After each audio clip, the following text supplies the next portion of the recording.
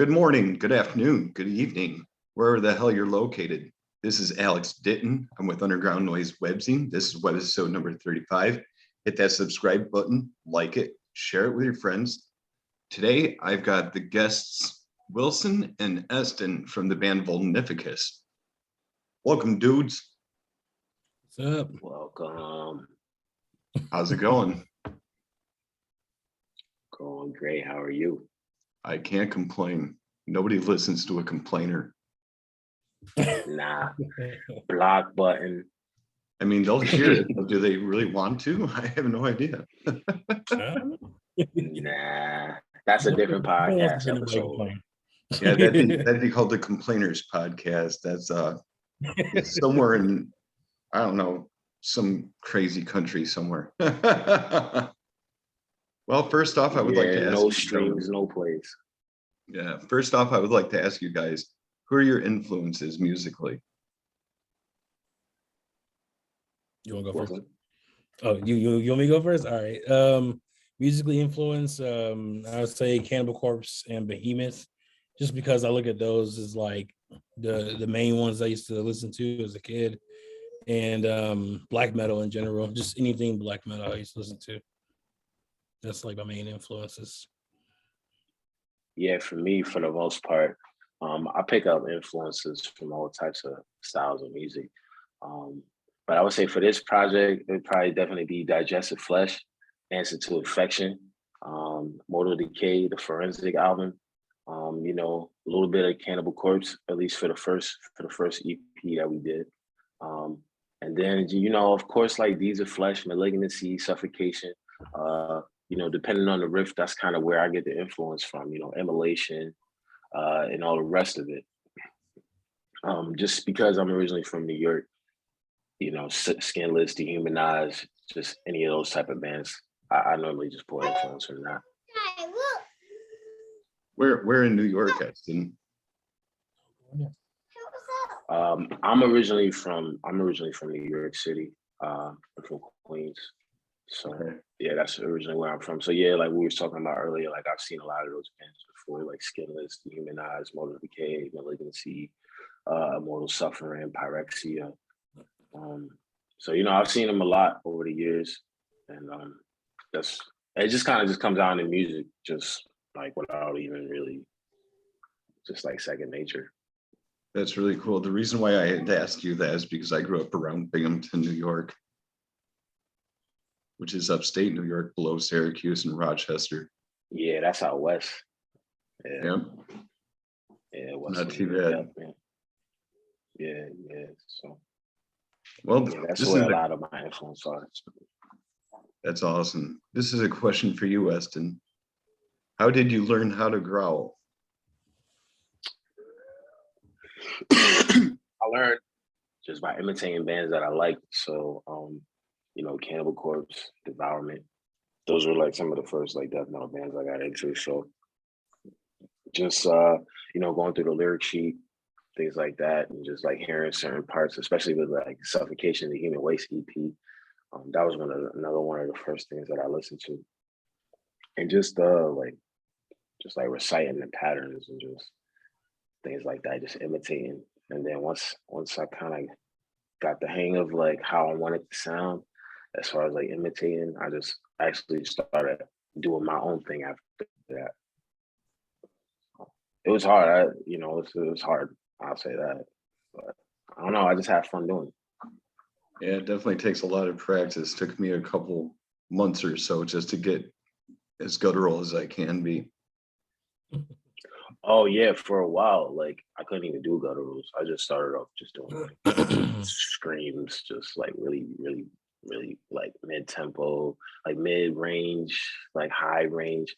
Cause I don't know, like Trevor from the Black Dahlia Murder, that's kind of another one of my like influences too. Maybe more so like in the mixing, like how everything sounds is more of like the influence. Cause I like how his voice sounds on the records. So yeah, a lot of that stuff and just like the way that band is, just like lyrically and just like the way they are, they're just really different. So yeah, that's kind of something I always like. I always liked and always took away from them too. So This is a question for the both of you guys. Who came up with the band name Vulnificus? And also, did you have any other names prior to coming up with that name? Yeah.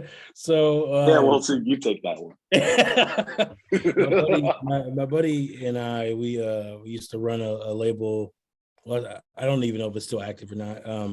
But he came up with with like Vulnificus for a future band that me and him was gonna make, and then he had a falling out with stuff.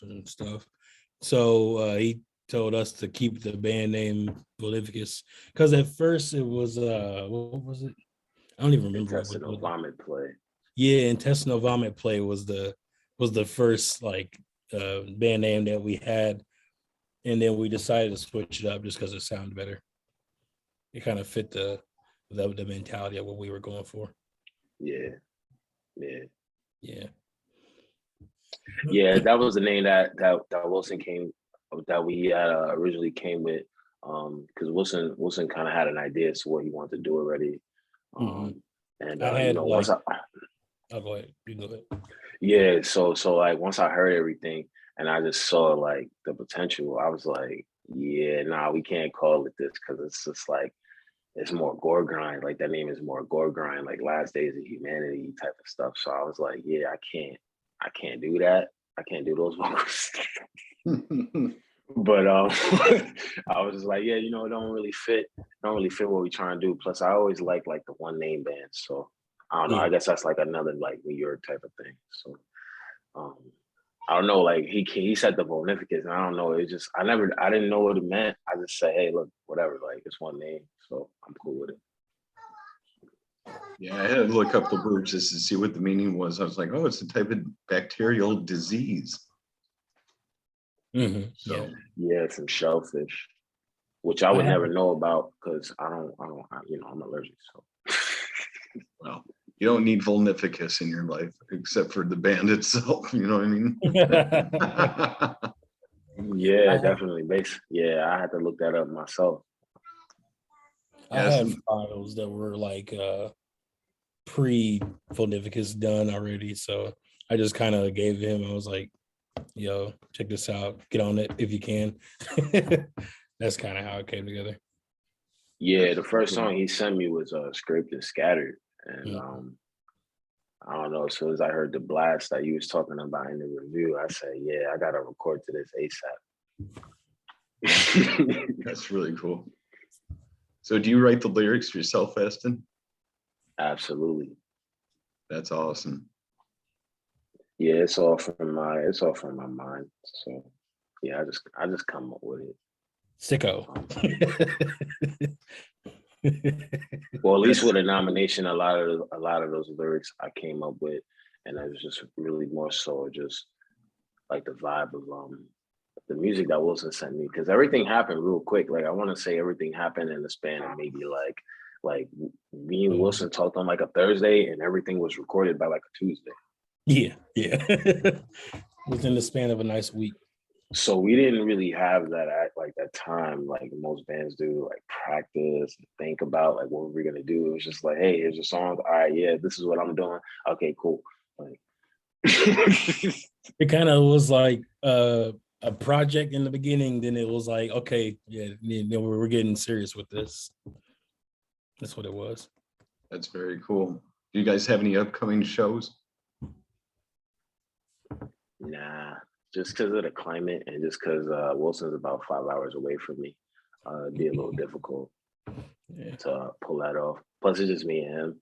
I don't know. I kind of feel like with the sound, we probably need a full lineup, just to kind of give you the really full nastiness of how it sounds recorded. I guess I could call you guys the bad brains of death metal. They're one of my favorite bands from back in the day. I think they're still together. I think they are too. Because I know the band Sick of It All, they're still around. Hey, with all these shows popping up, I wouldn't be surprised to see them on a bill. That would be a great show to watch. What kind of gear do you like to use to make your sound? Would you say that again? Gear. Oh, I was Is it- asking, what type of gear do you guys like to use to make your sound, like guitar brands and drums and stuff like that? Okay. I use Jackson guitars just because I'm used to them. It's not, nothing extreme, nothing too difficult to handle. So it's like a practice guitar, but if you take it to new levels, then you got you a nice recording guitar. And then I used the garage band for our first EP. And then for the one that's coming up, I use GarageBand as well. But soon I'll be using probably using Pro Tools because I'm going to be paying for a subscription probably soon. But I use a Schecter bass. I ended up getting rid of the bass because it was so old. Yeah, and I'm planning on getting probably a Jackson bass because I'm used to Jackson. Yeah. That's cool. Yeah, for me with the vocals, I don't use a dynamic mic. I use a condensed mic. You could probably see it behind me right here. That's pretty much my setup. And I use a sound isolation shield, just to keep the vocals nice and dry. Yeah, and then that's about it. And then with my vocals, I handle the mixing on that. At least I handle with the mixing on that with the nomination, but for Invocation, I want to say I did a good portion of the mixing on that one, and then we just kind of got together and we did the mastering together. Mm-hmm. That's awesome. I've seen your cover of Deeds of Flesh. Oh yeah. Yeah, which one? That would be from Inbreeding the Anthropophagi, the first track. Nice. I can never remember the name All. of the song. It's End of All. Yeah, End of All. You did really good with that, Eston. It's one of my favorite songs, man. That's how you start an album. When I saw them live back in 2006 in Rochester, I had gotten to buy one of their shirts, and one of their CDs came free with the purchase of a t-shirt. So that's the one that I chose. And I said, hey, you guys want to sign that for me? Because it might be worth something someday. Oh yeah. I opened up to the CD and I look at it, I'm like, wait a minute. They're like, why? I said, you guys got a misprint here. It says Deeds F Flesh instead of Deeds F Flesh. So I couldn't help but laugh about it. Come to find out, years later, I'm at a Goodwill store and I'm going through their CD selection and I find Guns N' Roses, right? Appetite for Destruction. Excellent album. I open it up and it says Gun and Roses. Oh my God. Is this a bootleg CD? Is this a rare copy? I have no idea. Yeah, you don't even know, because then you're gonna get home, put the CD in, and it's gonna be a whole different band. It's not even gonna be Guns N' Roses. It's gonna be roses and guns. Yeah. But the good thing about it was it did turn out to be Guns N' Roses. It was the whole album in its entirety. So I was like, okay, cool. I got a bootleg or something here. Is there any bonuses on there? They always like to tack on the bonuses on there. Oh yeah, definitely. I wish there was, but sadly there's not. Oh, okay. It was before the cash grabbing age, I guess. What's that? I said, I guess it was before the cash grabbing age. That very well could be. It's hard to tell nowadays sometimes, Most definitely. Well, let's see. Next question I have for you guys is, how long did it take you to record your demo debut in nomination? It didn't take me because when I had when we first had started saying, hey, we're gonna make it into something, I had all the drums already mapped out. I usually map out drums that are in my head like really quick because I lose track of it really quick. So like if I get like an idea for drums, I usually just throw it out on the GarageBand and do it like that. And then that whole week when we were like, recording back and forth, like from that Thursday to the Tuesday, like I was just recording guitars and he sent them over to him and he did the vocals. So it was really like maybe a week or less. Yeah, we didn't take very long to finish it out.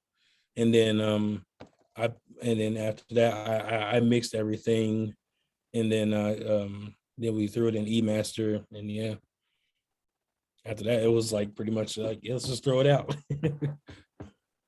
I thought it came out really good. Yeah, I want to say the most time was just spent just trying to get the sound, just like the sound right. On my part, for the most part, like the vocals, out of that Tuesday. So it was, I want to say it was from a Thursday to a Tuesday. I want to say I recorded my vocals that Sunday. So everything with the vocals, everything was done that Sunday. Mm-hmm. And then the ending of Induced Rampage, I want to say like I did that like maybe either that same day or the morning after. And then we put that in together because I felt like the 3 songs just straight up. I don't know. I just kind of would feel like in death metal, like sometimes it's kind of just cool to add like little sounds and stuff like that. And because I mean, one of my favorite bands is Morbid Angels, so I really like how like they've always, me and Wilson, we really like Morbid Angels. So it's like we like that like weird like interlude, stuff that was on the later albums. So like we kind of wanted to add that in there, but kind of make it fit like like what we were trying to do. So I just came up with the idea of just like composing like the ending of that song. And pretty much like that Monday and that Tuesday was just spent like mixing and mastering and just replaying it, just making sure everything sounded good. Because we already wanted it to be like dirty and raw sounding to begin with, like we didn't really take a lot of time with like mastering and all that other fancy stuff because we didn't really want that. So that was about it. Yeah, it came out really good. I really enjoyed it. What can you guys tell me about your upcoming EP? Expect an advance from the demo or a nomination, basically. Just expect it to be a continuation, but way crazier. Yeah. Crazier. Yeah. We got an instrumental in there too, so we did a little surprise kind of thing too. And then we threw in like the whole elements of the in nomination. We threw in some instrumental like little interludes too. So it's literally like a continuation. Like if we wanted to, we could probably put both of those into an album probably. Yeah, definitely. Where I say with this next one is a little bit more in depth. It's a lot more thought provoking, just from like the musical and lyrical point of view. With this one, I ain't really talk about like death and murder so much. It's just mostly like I just kept it like real, you know what I'm saying? Like based on like everything that's going on right now. We got a single out right now called Coerced into Compliance. I think that's enough said. And I think with this one, like Wilson said, it's taking it to another level, but at the same time, it's giving you a little bit of a taste of what's to come. With the album that we're working on. Yep. And that's it. We just wanna give everybody a taste, and we want to give our contribution to Brew Death Metal. I think it's a lot more. It's a lot more twists and turns. There's a little instrumental in there. There's a little bit of this and a little bit of that. So I think it ties in the old school and the new school really well. So I think, it's a lot to offer a lot of people. And it's nice, short, sweet. It's about 15 minutes or so. And it'd probably be a little bit longer based on the replayability. So definitely hope you guys really like what we got in store for you guys. We try to make something that was like not super memorable, but things that you will want to play over and over again. Definitely, that was the goal, was just to make it, because we play it every day anyways.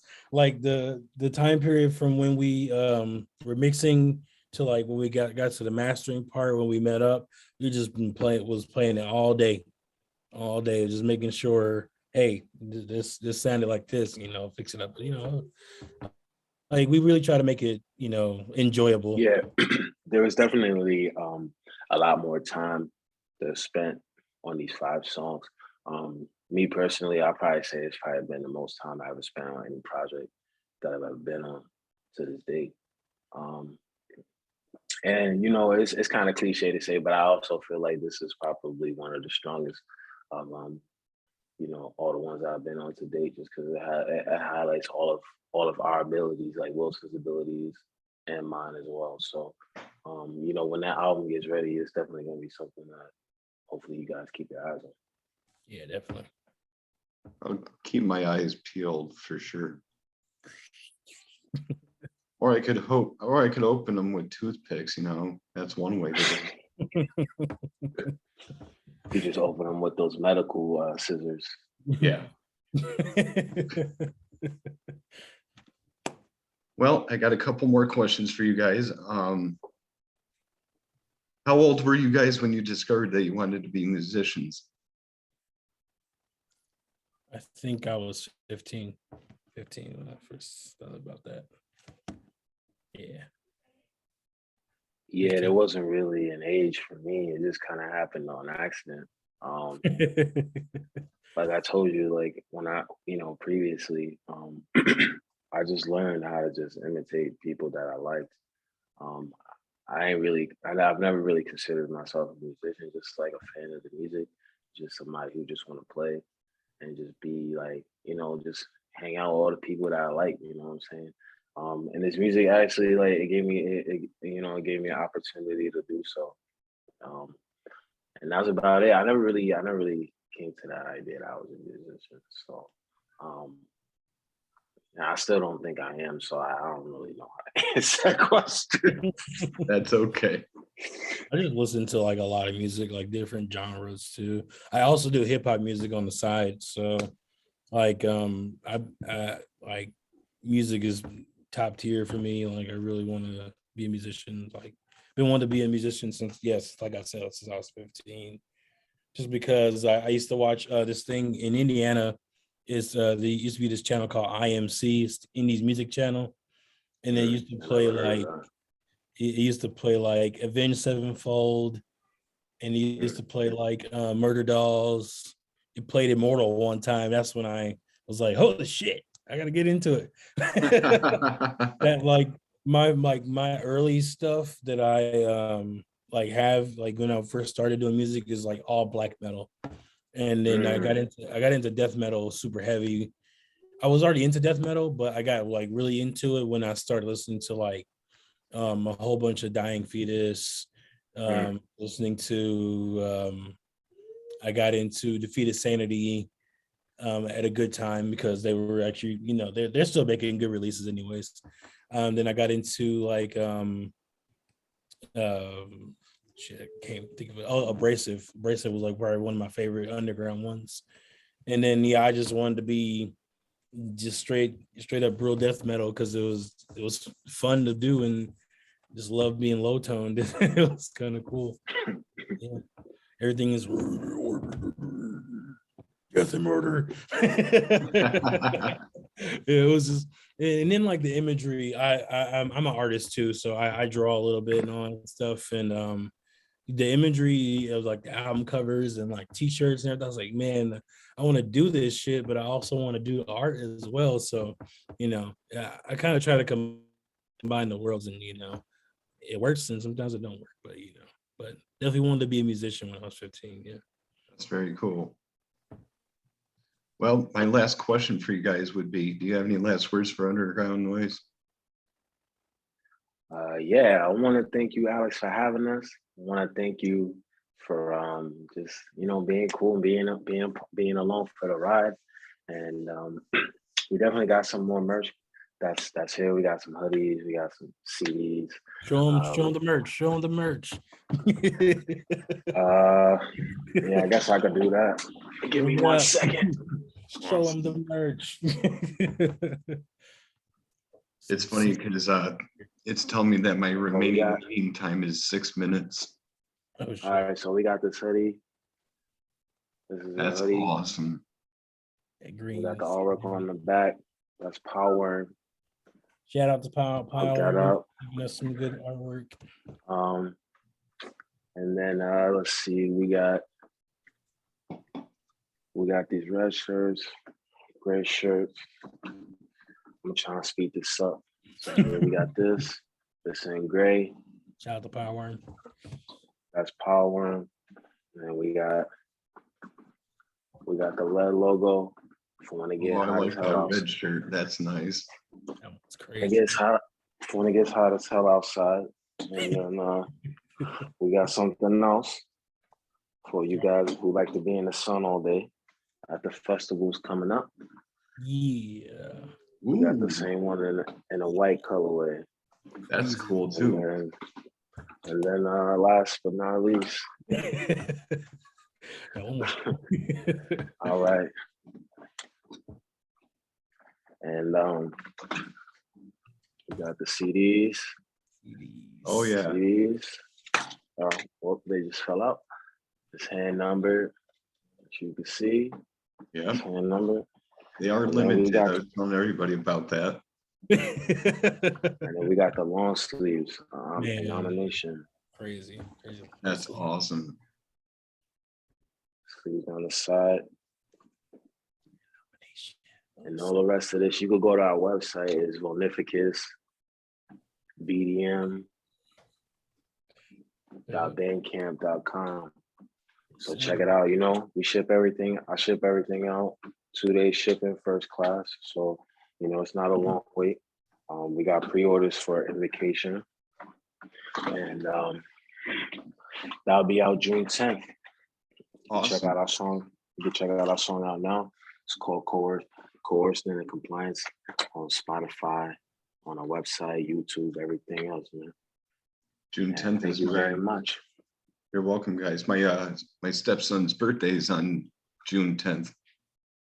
He'll be 17. Get him some merch. Oh, he doesn't listen to this stuff, you guys. I've tried to get him into it. He's just like, I don't know how you can listen to this. I said, well, that's how I feel about you listening to rap all day. How it is. Yep. I mean, I can listen to some rap. Don't get me wrong. Some rap is great, but some of it, I'm just like, it's a lot of that mainstream stuff, though. Yeah, definitely.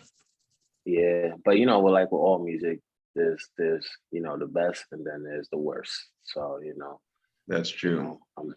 I'm not really into the deathcore and the slam and all that like that. There's some, but there's a lot of it. Nah. Same thing with rap.